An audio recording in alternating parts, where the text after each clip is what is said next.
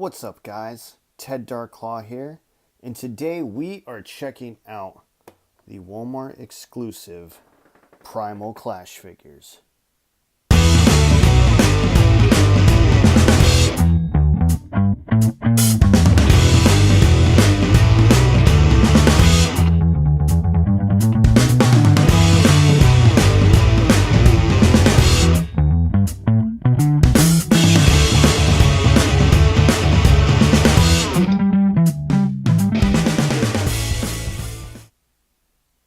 Alright guys, so today we are checking out these Primal Clash figures. I was on a toy hunt yesterday and I'm walking down an aisle in Walmart and these caught my eye and I could not resist.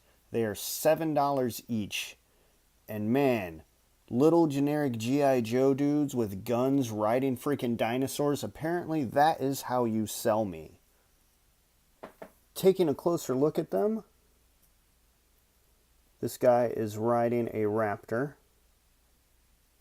This guy is riding some other dinosaur. This dinosaur also happens to have a missile launcher on its rear. And then we have one riding a prehistoric chicken. This guy chose a raptor. This guy chose purple dinosaur. This guy chose prehistoric chicken. Now the one I am missing is on the back here.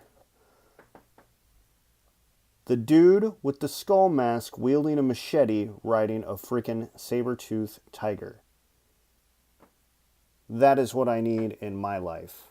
So I'm going to go ahead and open one of these up and check them out. Now I am not a toy reviewer, but these things look so cool. I wanted to get it on camera when I open them up. I figured, why not? $7, maybe somebody will watch this, they'll go make the investment. But if you are looking currently in Columbus, Ohio, I have bought them all. So until they restock, you're going to have to wait. Alright, I think I'm going to open up the one with the missiles coming out his butt. Yeah. That's what we're doing. Alright, so here's our Primal Clash figures out of the box. And there were some things I really liked, some things that impressed me. There were also a few things that disappointed me, but for a $7 figure, my disappointment is not very high. So let's take a look at all the fun stuff that this guy came with. Okay, so our figure came with this giant knife and this rather tiny pistol. And for the dinosaur, there are these 4 separate missiles that load into the missile launcher on his butt, his lower back. I guess it's his lower back, but butt missiles sound a lot more fun. Okay, so articulation for this guy. His head kind of moves side to side. It's a little tough to get him there, but it does not move up or down. Like maybe barely, but nothing like looking up. His shoulders do go up, and they can go all the way around. There is a single jointed elbow, and there's also a swivel there. There is nothing in the wrist. No articulation in the wrist, so it can't move at all. But for a 3 1/4 figure and the size that he is, crap. I don't think it's that big of a loss. He has a hip swivel, kind of. It's kind of spring-loaded, like he's supposed to be a punching feature, but if you pull too far, it clicks, and then that's the position he stays in. So I'm not sure, like, you could kind of get him to do a little punching action, but I don't know if that was the intention. There's not really, well, I guess there is an ab crunch here at the hip. He can go all the way back, he can go all the way forward. He can also do the splits that far out. There's no swivel on the legs. He has a single jointed knee, and he has no ankle pivot. There's no cut in the boot. So the legs are pretty much, you get out, kick, back kick, bend at the knee. That's all you really have. Luckily, he is not hard to stand. So he will stand up without a lot of trouble.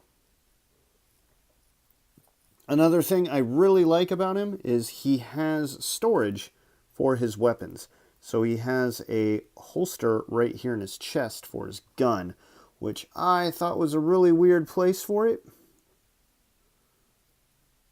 But there you go. So his gun can stay there in his chest.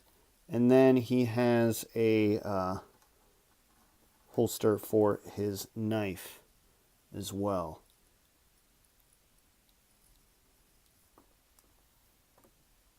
That goes in just like that. All right, and here is our dinosaur. So there looks like there's a lot of articulation on here because there were cuts in all the legs. There's also a cut in the jaw there, and then you have the missiles. So I thought this guy would be pretty posable. However, the only real articulation we have is in the jaw here, which is awesome. That can close all the way. And then these missile launchers can move back and forward. The missiles load in there fairly loose. So you can see there's a lot of jiggling around in there. There's nothing that shoots them, so there's no firing action for them. They just kind of sit in there.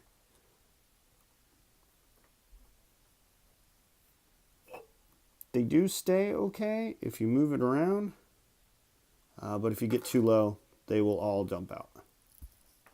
The figure does sit in the saddle quite nicely, and he is able to grip the harness there. His grip is another thing that concerns me a little bit. So he can hold the weapons, but they are very loose in his hand. So like they fall out pretty easily. They also move around. But again, for what it is, the fact that he's able to hold it is pretty impressive to me. Alright guys, and that's going to do it for our Primal Clash figure. Overall, fun little toy, great price for $7. There is a good amount of articulation. It can get into some poses. It just can't get into a whole lot of dynamic poses.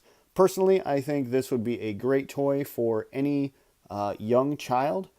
For the adult collectors, they look really cool sitting on the shelf. If you want to relive some old G.I. Joe days, or if you're just really into dinosaurs, this is definitely a good pickup for you. I plan on getting the saber-tooth tiger one eventually, so I will have all four.